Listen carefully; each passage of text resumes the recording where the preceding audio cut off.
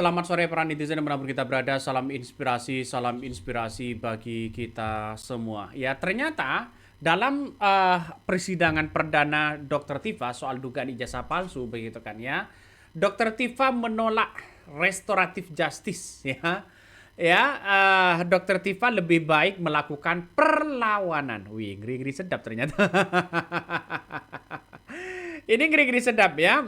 Dan bahkan saat pembacaan dakwaan begitu kan ya, setelah Dr. Tifa selesai, dia kan soal menyangkut bagaimana dokumen-dokumen sebanyak setengah meter katanya begitu kan, ternyata ada yang kemudian diduga ya disembunyikan atau bagaimana begitu. Tapi yang jelas orang-orang akan melihat ya keberanian dari Dr. Tifa ini menolak restoratif justice ya. Apakah ini nanti begitu kan ya, untuk restoratif justice ini ditawar terus-menerus begitu kan, untuk melakukan agar damai dan sebagainya begitu. Tapi sayangnya Jokowi tidak hadir. Ya, akankah Jokowi hadir atau tidak begitu? Ya, di sidang perdana seperti ini kan banyak orang yang mencari Jokowi. Mana Jokowi nggak ada? Mana Jokowi nggak ada? Coba kita tonton dulu videonya. Ini menarik ya, bahwa Dr. Tifa begitu menolak restoratif justice. Saya dengan para advokat saya, pertama saya tidak akan melakukan restoratif justice.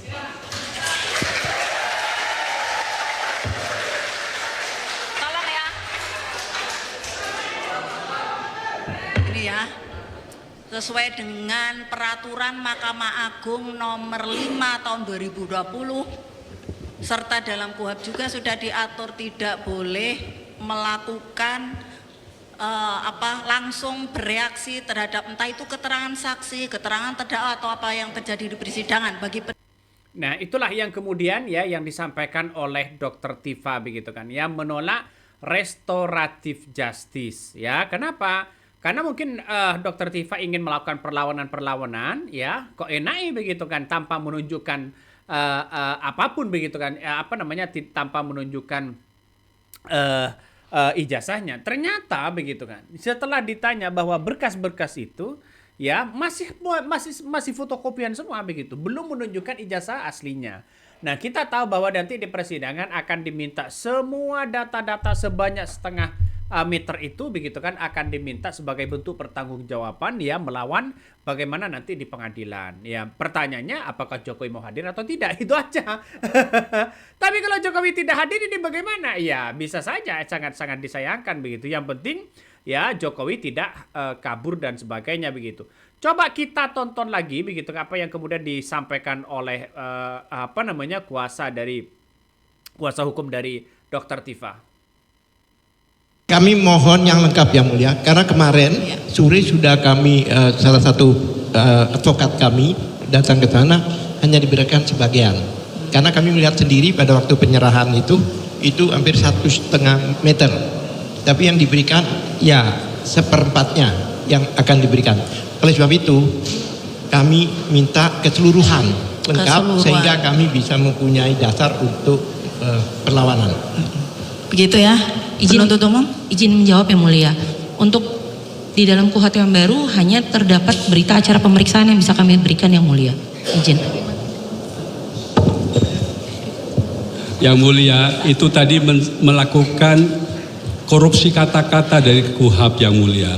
KUHP itu menyebutkan, memberikan, menyerahkan itu sama ke pengadilan, ke penyidik, ke advokat itu sama. Gak ada perbedaannya. Tolong dibaca baik-baik pasal 75 ayat 1 KUHP, ayat 6 KUHP. Begitu pula kalau kita gunakan KUHP lama 143 itu jelas di penjelasannya, dan dimaksud berkas perkara itu termasuk berita acara pemeriksaan. Apakah kita mau menjalankan KUHP dengan konsekuen apa tidak? Supaya kami itu bisa bersidang secara komprehensif ya mulia. Nah, itulah yang kemudian yang dipertentangkan sekarang ini begitu kan, dalam KUHP yang baru dan KUHP yang lama. Jadi KUHP lama itu kan tidak dipakai begitu, terserah dokumen-dokumen itu mau diberikan atau tidak begitu. Tapi yang jelas ini akan menjadi persoalan-persoalan yang sangat penting. Nah, dalam sidang perdana terdakwa kasus dugaan fitnah ijazah palsu Presiden Joko Widodo begitu kan ya, Dr. Tifa ini diwarnai perdebatan sengit ya, sebab kubu Dr. Tifa ini belum menerima berkas secara lengkap dari jaksa penuntut umum. Nah, perdebatan ini bermula ya ketika Dr. Tifa menyatakan tidak akan berdamai atau menempuh restoratif justice ya. Kemudian majelis hakim ini lantas menyampaikan persidangan akan dilanjutkan dengan agenda pembacaan perlawanan hukum dan eksepsi ya. Eksepsi ini pada nanti hari Kamis 9 Juli kalau nggak salah begitu. Namun dari kubu Dr. Tifa tidak mau melakukan eksepsi bila berkas dari JPO secara lengkap tidak diserahkan. Nah, inilah yang kemudian data-data yang kemudian banyak di situ harus diserahkan. Nah, di sidang perdana ini diwarnai protes keras begitu kan dari pihak terdakwa menyatakan keberatan karena belum menerima berita acara pemeriksaan. Ya, adalah sebagian yang kemudian akan diberikan dan sebagainya begitu kan. Ya, tidak tanggung-tanggung ya. Sebanyak 25 advokat dikerahkan untuk mendampingi dan mengawal jalannya persidangan agar berjalan dengan transparan. Bayangkan, ngeri-ngeri sedap bos ya. Ternyata Dr. Tifa melakukan perlawanan, tolak berdamai begitu.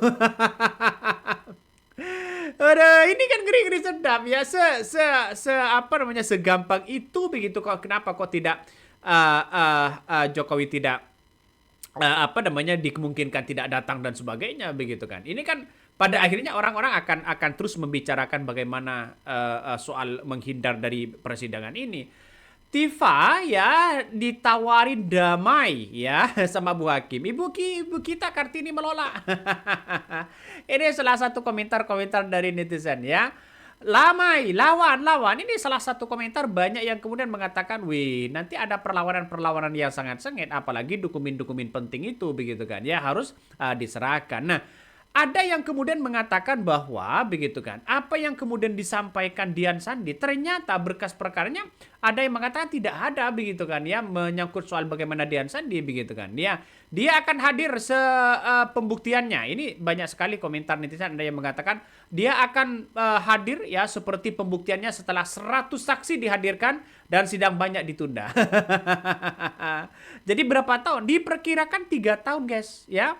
Ini kabarnya diperkirakan 3 tahun untuk dalam persidangan saja begitu. Bayangkan kalau 3 tahun, wih ngeri sedap begitu. Ujung-ujungnya begitu kan. Ujung-ujungnya bebas semua begitu. Tapi perlawanan dari Roy Suryo, dari Dr. Tifa ini kan sudah benar bahwa satu melawan begitu kan. Yang kemudian tidak mau menerima restoratif justice begitu. Ini menandakan bahwa keberanian dari Dr. Tifa itu sangat luar biasa begitu kan ya. Jadi saya kira kalau mau diajak damai ya ngeri-ngeri sedap. Buat apa juga begitu kan. Buat apa juga mau damai sana sini begitu. Ujung-ujungnya masyarakat akan tahu apakah ini Dr. Tifa, apakah ini ijazahnya asli atau palsu begitu kan. Ya kita tunggu saja begitu. Ini Dr. Tifa melawan.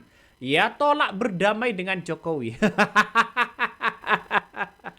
Sangat-sangat disayangkan ya. Ditawari restoratif justice ya tidak mau dong, dia ngapain begitu kan ya. Masih mau restoratif justice begitu. Coba kita tonton full ya video begitu kan, mulai dari persidangan ya sampai akhir ya, dari persidangan Dr. Tifa di kejaksaan begitu kan ya, seperti ini. Apa salahnya? Kenapa ada yang disembunyikan? Ada apa ini? Maka kami ingin semuanya terbuka. Karena ini adalah bukan masalah mereka.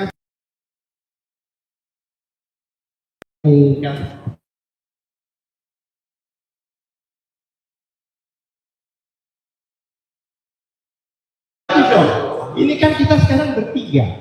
Ada yang mulia, ada jaksa, ada kami. Masa yang mulia diserahkan mereka, kami tidak tahu. Seharusnya kenapa? Pertanyaan saya alasannya apa?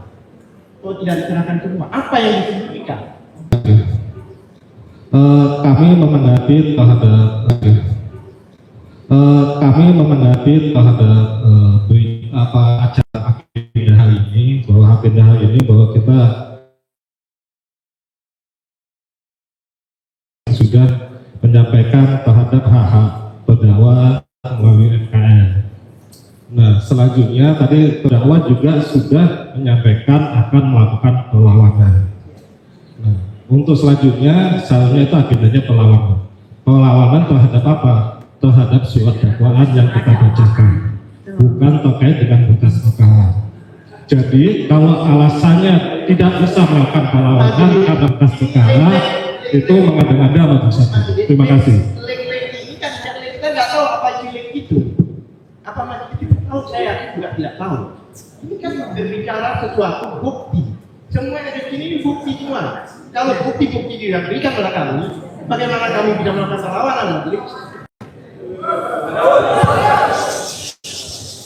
Yang mulia, Begini, tadi kita di awal sekali sebelum dibacakan surat dakwaan sudah interupsi. Ada yang salah dari proses ini.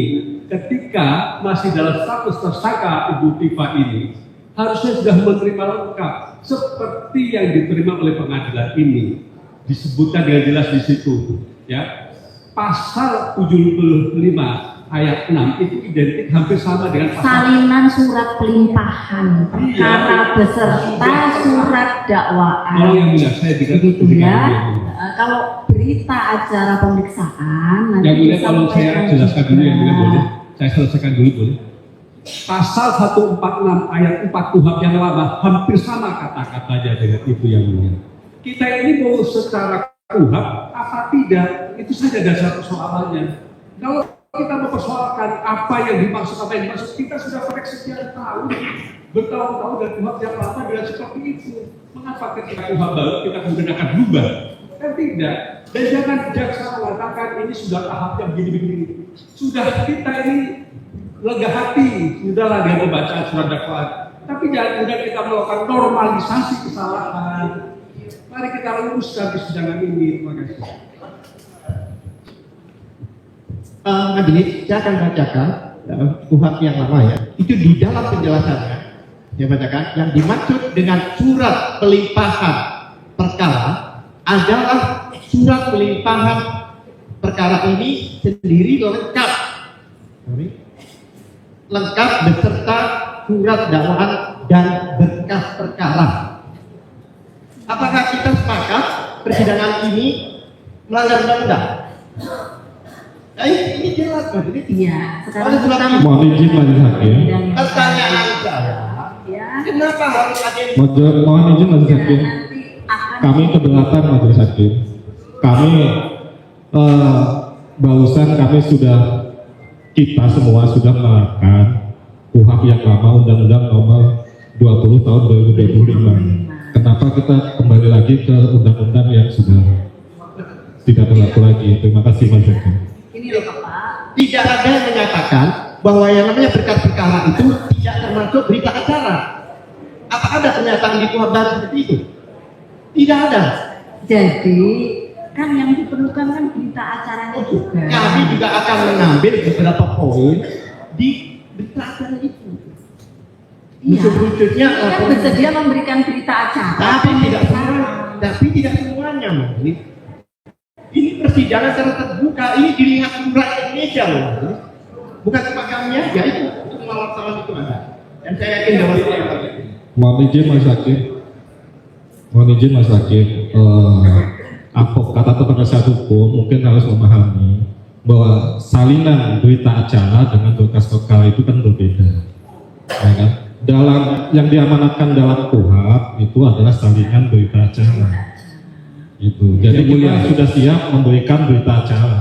Kalau dengan barang bukti dan lain sebagainya administrasinya itu kan nanti akan kita hadapkan, kita lihat bersama-sama di persidangan ini.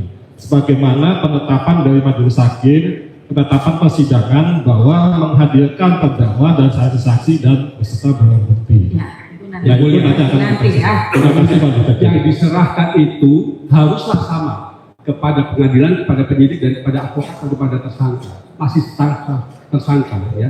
Harus sama karena redaksinya itu sama. Kalau tidak sama berarti ada diskriminasi dari penuntut umum kepada pihak tersangka. Tolong pahami itu dan tolong jangan diberi ruang untuk melakukan diskriminasi kepada. Tidak ada pemberian uang untuk diskriminasi. Bapak ya. Kabulkan permohonan kami. Ya. Kabulkan permohonan kami agar diberikan dokumen yang sama persis antara yang majelis terima, yang diterima penyidik dengan yang kami terima. Tolong dibuat itu identik jumlah. Itulah tadi begitu apa yang kemudian disampaikan dalam beberapa video begitu, dan awalnya memang ini tidak boleh live begitu kan, dan sekarang kita boleh live begitu. Ya, saya sempat sudah siap tadi begitu kan untuk live ya, tapi untunglah begitu kan, untunglah ada kejaksaan, ada orang-orang yang baik begitu kan yang kemudian membolehkan untuk live ya, sehingga banyak orang yang datang di situ berbondong-bondong untuk live. Nah, pertanyaannya sekarang adalah akankah Jokowi ini akan datang? Akankah Jokowi ini akan menghindar? Akankah Jokowi ini akan nanti terus-menerus begitu kan, bagaimana nanti di persidangan? Karena apa? Karena Jokowi akan melakukan 2 persidangan. Satu Roy Suryo, satu kubu dari Dr. Tifa. Tidak menjadi sekalian begitu kan. Ini akan ada nuansa-nuansa ya dikritik habis-habisan begitu kan ya. Jadi saya kira dengan adanya seperti ini, orang-orang akan melihat bahwa apakah Jokowi nanti di persidangan akan membuktikan ijazahnya atau tidak. Kita tunggu saja. Oke, mungkin itu yang kami sampaikan ya. Tonton terus di channel Honda Podcast Rakyat ini. Jangan lupa di subscribe.